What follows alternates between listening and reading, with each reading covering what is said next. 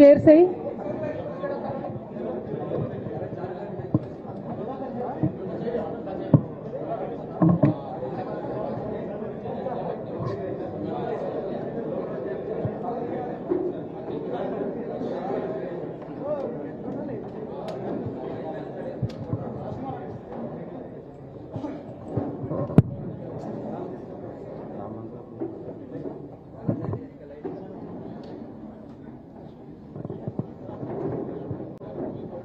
అక్కని కూడా కూర్చొని వరలక్ష్మి అక్కని వేస్తాను. ఇంకా చేర్చాను రాము, ఇంకా చేర్చేకు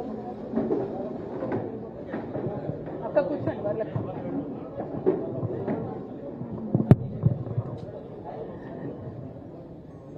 ఓకే, సెటిల్ అవ్వండి తొందరగా. ఇంకొక చైర్ యాడ్ చేయండి వరలక్ష్మి అక్కకు.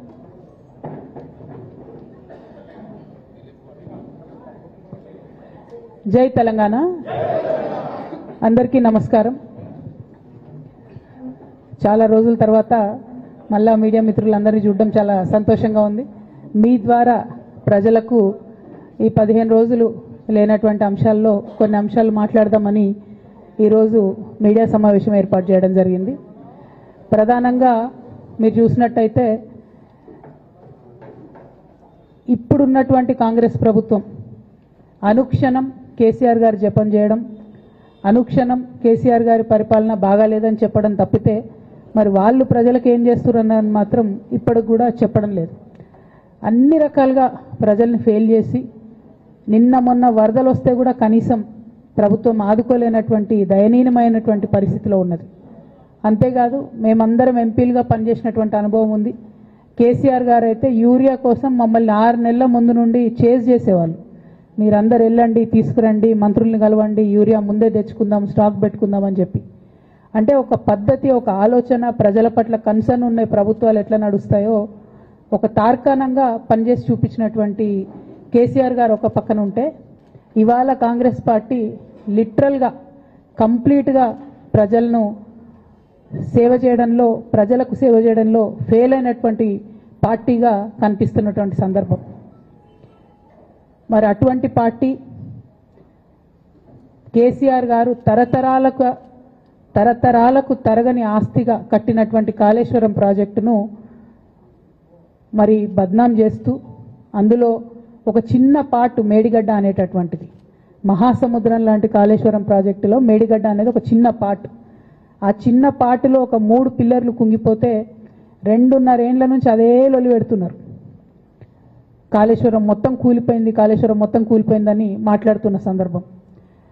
ఇక దానికి నిన్న పరాకాష్ఠకు చేరుకున్నది అసెంబ్లీ వేదికగా అనేక మాటలు కేసీఆర్ గారిని అనడం. నేను కేసీఆర్ గారి కూతురుగా, కేసీఆర్ గారిని దగ్గర నుండి చూసినటువంటి వ్యక్తిగా చెప్తున్నాను. ఫస్ట్ టైం ప్రభుత్వంలోకి రాగానే, అధికారంలోకి రాగానే ఒక 6-7 నెలలు అయితే కేసీఆర్ గారు తన ఆఫీస్ రూమ్లో ఒక టేబుల్ మీద ఒక వాల్ అంతా కూడా పెద్ద టీవీ స్క్రీన్ ఉంటే 6-7 నెలలు కంప్లీట్గా రీసెర్చ్లోనే ఉన్నారు. ఎట్లా నీళ్లు తీసుకురావాలి తెలంగాణకు, ఏం చేయాలి మనం అనేటటువంటి రీసెర్చ్లు ఉన్నారు. అటువంటి వ్యక్తి మీద ఇట్లాంటి నిందలేయడం అన్నది నిజంగా దారుణం. కేసీఆర్ గారికి తిండి ధ్యాస ఉండదు, డబ్బు ధ్యాస ఉండదు, ఉండేది ఒకటే, కేవలం తెలంగాణ ధ్యాస. నేను దాదాపుగా 2006 నుండి యాక్టివ్గా పాలిటిక్స్లో నేను కూడా పాల్గొంటూ వస్తున్నాను, తెలంగాణ ఉద్యమంలో పాల్గొన్నాను. అప్పటి నుంచి ఇప్పటి వరకు కూడా నేను చూస్తున్నా, ఎప్పుడు కూడా కేసీఆర్ గారు తెలంగాణ విషయం తప్పితే, ప్రజల విషయం తప్పితే పర్సనల్ విషయాలు మాట్లాడే టైము 0.1% కూడా ఉండదు. అటువంటి ఒక మహానేత మీద, అటువంటి ఒక మహానాయకుడి మీద ఇన్ని అబాండాలు వేస్తూ, దాన్ని రోజుకొక రీతిగా చెప్పుకుంటూ, మాట్లాడితే చాలు కేసీఆర్ అవినీతి చేసిండు, మాట్లాడితే చాలు కేసీఆర్ ఏదో 1,00,000 కోట్లు దోసుకున్నాడు, నిజాం కన్నా రిచ్ అవ్వాలనుకున్నాడట. డెఫినెట్గా నిజాం బాటలోనే నడుస్తాం. నిజాం కట్టిన ఉస్మాన్ సాగర్లోనే కదా ఇయ్యాలటి కూడా హైదరాబాద్ ప్రజలు నీళ్ళు తాగుతున్నది. ఆ నిజాం ఆదర్శం, ఆ నిజాం స్ఫూర్తి అని కేసీఆర్ గారు చాలా సందర్భాలలో చెప్పిండ్రు. ఇవాళ కాళేశ్వరం కడితే నేను చెప్తున్నా గ్యారెంటీగా ఇంకా 200 సంవత్సరాల తర్వాత కూడా తెలంగాణ బిడ్డలు కేసీఆర్ గారిని తలుచుకుంటాం. అటువంటి గొప్ప ప్రాజెక్టు కాళేశ్వరం ప్రాజెక్టు. ఆ ప్రాజెక్టు డెప్త్ అర్థం కాక, తెలంగాణ భౌగోళిక స్వరూపం మీకు అర్థం కాక, మీకు తెలంగాణ పట్ల అవగాహన లేక కేసీఆర్ గారికి ఉన్న నాలెడ్జ్, ఆయన ఎక్స్పీరియన్స్, ఆయన ఉమ్మడి ఆంధ్రప్రదేశ్లో ఆయన అనుభవించినటువంటి వివక్ష, ఇప్పుడున్న ముఖ్యమంత్రి గారు ఉమ్మడి ఆంధ్రప్రదేశ్లో కూడా మనకు వ్యతిరేకంగా పనిచేసినటువంటి వ్యక్తి, ఇప్పటికి కూడా పక్క రాష్ట్రం ఎజెండా అమలు చేసేటటువంటి వ్యక్తి, ఇప్పటికి కూడా అక్కడ బనకచెర్ల కడతా ఉంటే మాట్లాడినటువంటి వ్యక్తి.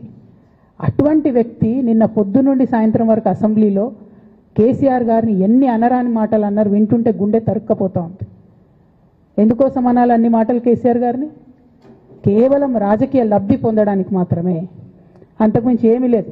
ఇదే రేవంత్ రెడ్డి గారు అంతకుముందు ఒక టీవీ ఇంటర్వ్యూలో చెప్పారు, కేసీఆర్ గారికి పైసల మీద ఆశ లేదు, పాపం ఆయనకు మీటింగ్ పెట్టాలంటే కూడా పైసలు ఎప్పుడు కావాలంటే అప్పుడు చూస్తారు ఎక్కడున్నాయని, కానీ అప్పటిదాకా ఆలోచన కూడా చేయరని. మరి అటువంటి కేసీఆర్ గారి మీద ఇంత కుట్రపూరితంగా అభాండాలు ఎందుకు వేస్తున్నారు? వేసేటటువంటి అవకాశం ఎవరిచ్చారు అన్నది కూడా ఇవాళ బీఆర్ఎస్ పార్టీ శ్రేణులు కూడా ఆలోచన చేయాలి, తెలంగాణ ప్రజలు కూడా ఆలోచన చేయాలి. ఎందుకోసం వస్తుంది కేసీఆర్ గారికి అవినీతి మరక ఎవరి వల్ల అంటింది అలా? అది ఆలోచన చేసుకోవాలి కదా మనం కూడా.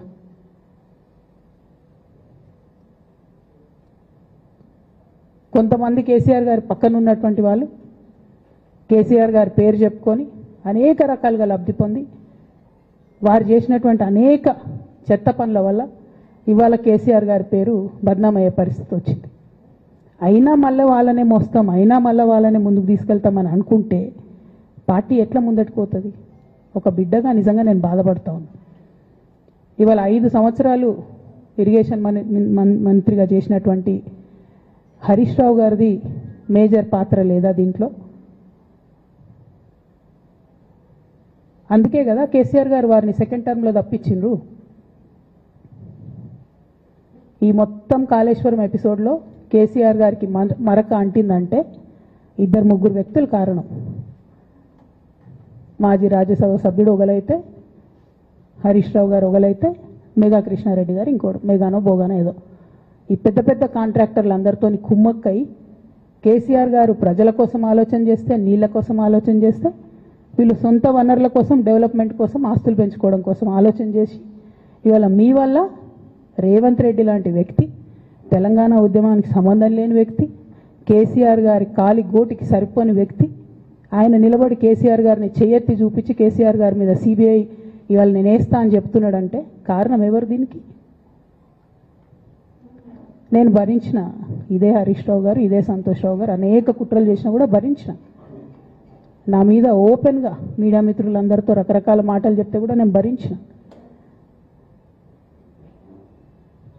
నా పర్సనల్ అటాక్కి నేను ఎప్పుడు కూడా వాళ్ళను ఇంతవరకు పేరు పెట్టి పిలవలేదు, మాట్లాడలేదు. ఫస్ట్ టైం చెప్తున్నా నేను. ఎందుకోసం చెప్తున్నా? కేసీఆర్ గారికి ఈ వయసులో సిబిఐ ఎంక్వైరీ ఏందండి? ఎందుకోసం ఆ కర్మ పట్టింది? ఎందుకు భరించాలి? ఇటువంటి వాళ్ళని చూస్తూ ఎందుకోసం ప్రొటెక్ట్ చేసుకోవాలి? బీఆర్ఎస్ పార్టీ తమ్ముల కోపం రావచ్చు, కానీ వాస్తవాలు చేదుగున్నా అప్పుడప్పుడు మాట్లాడుకుంటేనే, మందు తీసుకుంటేనే ఆరోగ్యం మంచిగా అవుతుంది. ఇట్లా చెప్పుకుంటూ పోతే చాలా చాలా అంశాలు ఉన్నాయి. వాటన్నిటి జోలికి నేను పోదలుచుకోలేదు. కానీ కేసీఆర్ గారు హిమాలయ పర్వతం అంత ఎత్తు లాంటి పర్సనాలిటీ ఆయనది. ఆయనను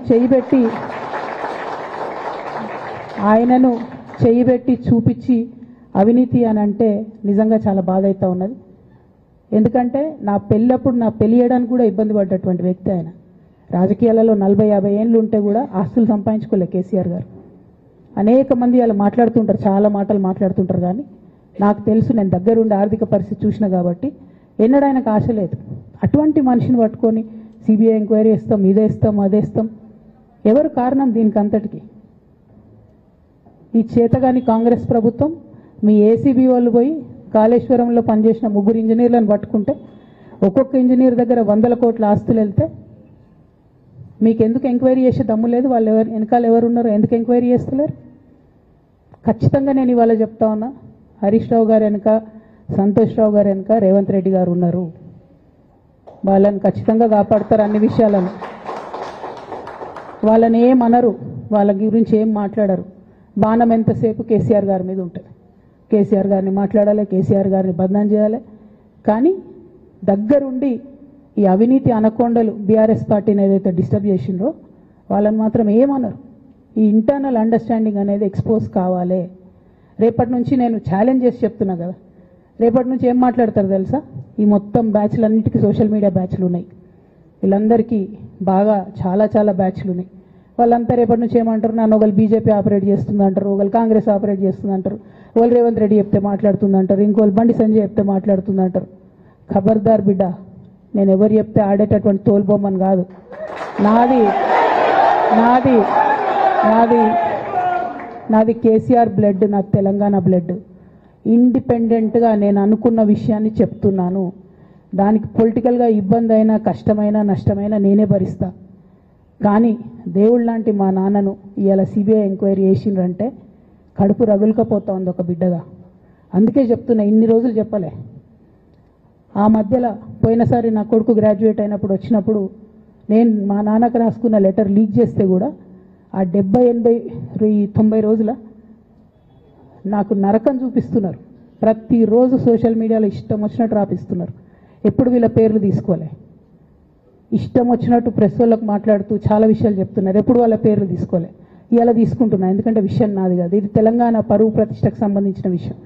ఇలా దేశంలో ఏ మూలకు పోయినా, ఎక్కడికి పోయినా కేసీఆర్ అంటే ఒక మహానాయకుడు, త్యాగం చేసిన నాయకుడు అని చెప్పి మాట్లాడతారు. రేపటి నుంచి ఏం మాట్లాడతారు? సిబిఐ ఎంక్వైరీ చేస్తే ఏం మాట్లాడతారు? కేసీఆర్ అంటే సిబిఐ కేసు అంటారు. మా నాన్న పరువు పోతే నాకా బాధ, మీకా? మీకు పైసలు కావాలి కదా, మీకు పేరుతోనేం పని? ఇంకా కూడా ఈ విషయాలు అర్థం చేసుకోకుండా, ఇంకా కూడా ఇటువంటి వ్యక్తుల్ని దూరం పెట్టుకోకుండా ఉంటే ఇక కేసీఆర్ గారి మీద సిబిఐ కేసు వేసేటటువంటి స్థాయికి వచ్చినాక ఏం పార్టీ ఉంటేంది పోతుంది. బీఆర్ఎస్ పార్టీ నాయకులు నన్ను తిట్టుకున్నా సరే, లోకల్ బాడీ ఎన్నికలలో నాకు నష్టం జరుగుతుంది అనుకున్నా సరే, మా నాన్న మీద సిబిఐ ఎంక్వైరీ పడ్డాక ఏముంది, తొక్కల ఎలక్షన్ ఒకటి గెలుస్తారు, ఒకటి ఓడిపోతారు. అసలు ఓడిపోయే పరిస్థితి ఎట్లా వచ్చింది? ఇటువంటి దుర్మార్గుల వల్ల కాదా వచ్చింది? ఆలోచన చేసుకోవాలి కదా. అంటే నా దగ్గర పైసలు ఉన్నాయి, టీవీలు ఉన్నాయి, సోషల్ మీడియాలు ఉన్నాయి, ఏటు పడితే అటు మాట్లాడతామంటే తోలు తీస్తాం చెప్తున్నా నేను. గీత గీసుకుంటాం బిడ్డ. మీరు ఒక్క కమెంట్ పెడితే మేము 10 చేస్తాం. ఏది పడితే అది మాట్లాడచ్చు సోషల్ మీడియాలో అనుకుంటూ చూసుకుంటూ ఊరుకుంటున్నా.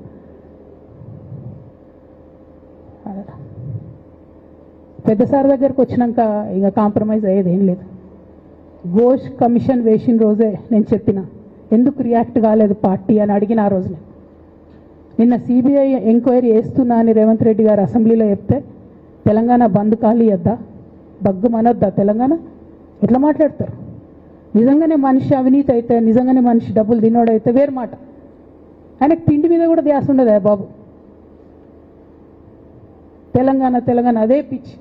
అట్లాంటి మనిషిని పట్టుకొని ఇవాళ ఏది పడితే అది మాట్లాడితే కూడా రియాక్ట్ కాకపోవడం చాలా దారుణం, చాలా దారుణం.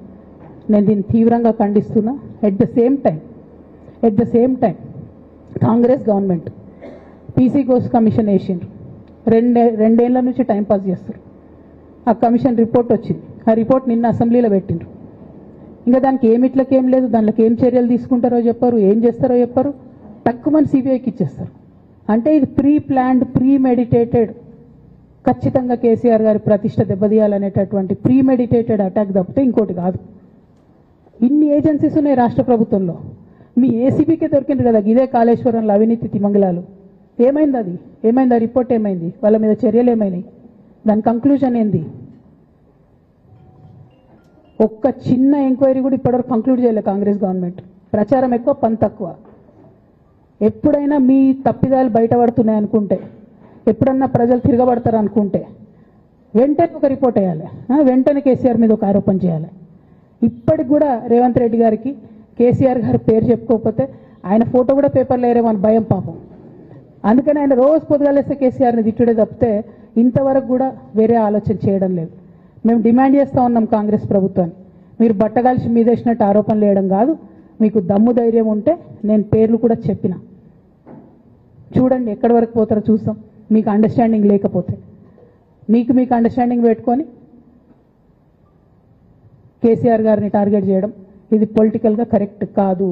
మన రాష్ట్రంలో ఇటువంటి వాతావరణం ఇదివరకు లేకుండే, రేపు పొద్దున కూడా ఉండొద్దని చెప్పి నేను కోరుతాను. కాంగ్రెస్ ప్రభుత్వం కేవలం కాళేశ్వరం విషయమే కాదు, బీసీల విషయంలో ఎంతగా మోసం చేస్తున్నారు. ఫస్ట్ ఏమో బిల్లు పెడతారు, మేమందరం లొల్లి పెడితే టైంపాస్ చేసి 1.5 year తర్వాత బిల్లు పెట్టిరు. బిల్లు పెడితే కనీసం గవర్నర్ దగ్గర పోరు, కనీసం రాష్ట్రపతి దగ్గర పోరు, ప్రధానమంత్రి దగ్గర పోరు. గవర్నర్ పెండింగ్ పెట్టుకుంటే ఎందుకు సుప్రీంకోర్టు కోతలేరు? ఇంకా కూడా మళ్ళీ ఛాలెంజ్ చేసి అడుగుతా ఉన్నాను నేను, ఎందుకు సుప్రీంకోర్టు కోతలేరు? మీరు సెప్టెంబర్ 30 లోపల ఎన్నికలు చేస్తామని చెప్పిండ్రు. సెప్టెంబర్ 30 లోపలన్నా సుప్రీంకోర్టుకు పోండి.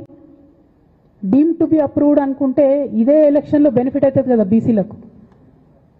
ఆ తర్వాత ఇంకొక ఆర్డినెన్స్ తెచ్చిరు, అది పెండింగ్ ఉంది గవర్నర్ దగ్గర. కనీసం దాని మీద సుప్రీంకోర్టుకోండి, దాని మీద కూడా పోతలేరు. మళ్ళీ నిన్న కొత్త కథ, 50% స్లాబ్ ఎత్తేస్తామట.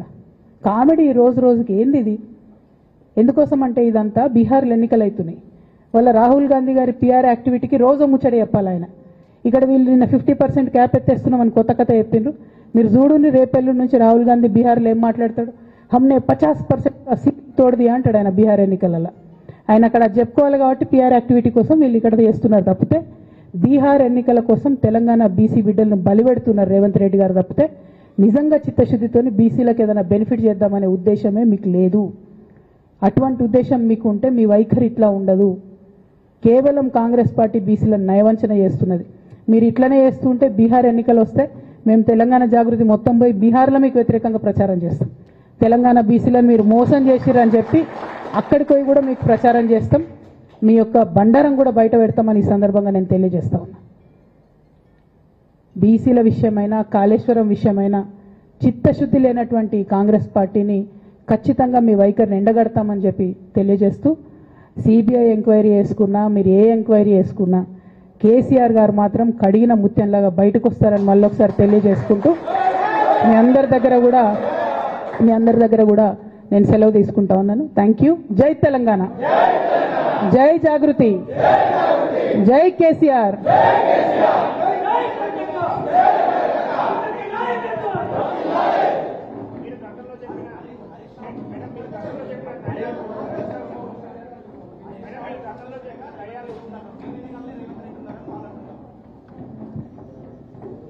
జై తెలంగాణ. Thank you.